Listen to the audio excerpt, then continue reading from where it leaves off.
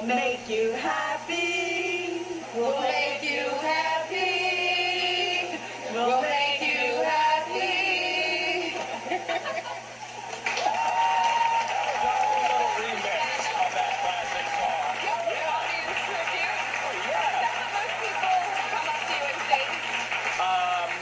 I think I Love You, I bet, would be number one. Yeah, probably. But that, interestingly enough, people find this hard to believe. I recorded it while I was on the set the first year. I was on the lot. They dragged me around the corner. I walked 30 seconds off the lot into the studio, heard the tune twice, read the lyric, put the headphones on, sang it once through, sang it twice through, and went back on the set. That was it? In those days, there wasn't video. And unless you were sitting in front of the television set at 8:30 on a Friday night, or you saw it in the mornings when they played it for years and years afterwards, I never heard the song again. It was never on a recording.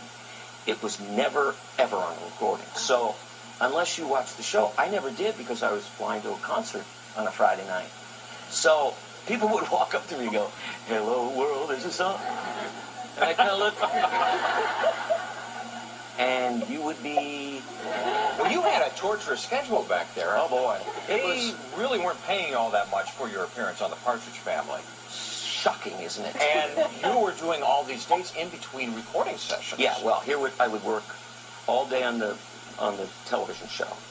Then at night, I would drive over the hill from Burbank to Hollywood and record from 7:30. They have a little sandwich there for me, which is very kind of them, until about 11. I get home around 12, get up at 6, do the same thing. On a Friday night, I would drive from the set to wherever I was going to be playing.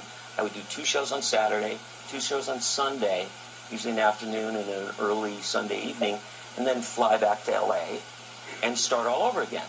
And, you know, it's cool. Even if you're 19, 20, 21, whatever you are, after about 5 or 6 weeks of that, literally without a break, you start to go just a little mad. You know, one of those weekends was to the tiny town of DuQuoin, Illinois, southern Illinois, for the DuQuoin State Fair. Yes. Where they were the home of the Hamiltonian at the time. Really? And my sister was a huge David Cassidy fan, so the whole family was there. So we were there for a David Cassidy concert, and there were screaming girls left and right. Except my sister, who was there like this. She was 6. She resented it. She was 6 years old at the time, and she loved David Cassidy on screen. But when you're that age, you have no idea what it's like to see your favorite star in person. And it was a little more than she can handle. And she hated me. She after that, it was the strangest experience. We were all so surprised to see that because she was so crazed about coming to see David Cassidy. Well, you know, I'm going to be playing somewhere around Illinois shortly. I think sometime in early July. So if she comes back, come back.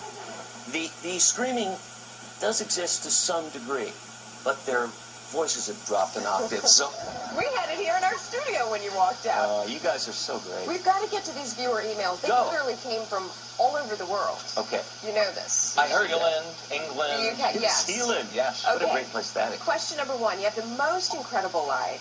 We all have at least one thing we would change. Is there anything you would have done differently? And that's from Laura Hafner. One thing I would have done differently.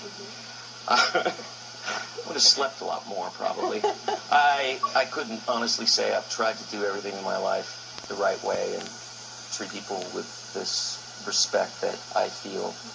I have gotten so much from them. I wouldn't change the way No, I don't think so. I think the lessons that we learned that have helped for me to be really comfortable in my own skin, you know? And because of them, I get to do what I love to do. Well, Luann Littleton wants to know what would be on your deserted island list for album, movie, and book. Okay, album, probably Sgt. Pepper. And movie, that'd be a tough one. Once Upon a Time in America. The long 3.5-hour version. Masterpiece. Book would probably be, I don't know, one book. Could it be forever? No, I think I read that story and wrote it. But I don't know. The old man in the sea, I guess. I don't know. Jane Rayburn wants to know, are you planning to work with the Osmond brothers in the future? There's been rumors. Yes. I got to know the Osmonds. We just did a tour together in the UK in April, and had such a fantastic time. Those guys are so talented. And the oddest thing is that people always thought of us as competitors. You know, you were either a David Cassidy fan or an Osmonds fan or a Donnie fan. And we got to play together and sing together. And yeah, I think we're going to do a few dates, I think in the fall together. Davy Jones in it too? Possibly. I mean, all those guys are very talented. And I would love working with people that get it, that want to share it and well, your fans share want with our to fans. actually share in your next performance in Atlantic City. Did you bring something for us, for the audience? I did. I brought my shirt. I think they're looking for tickets, David.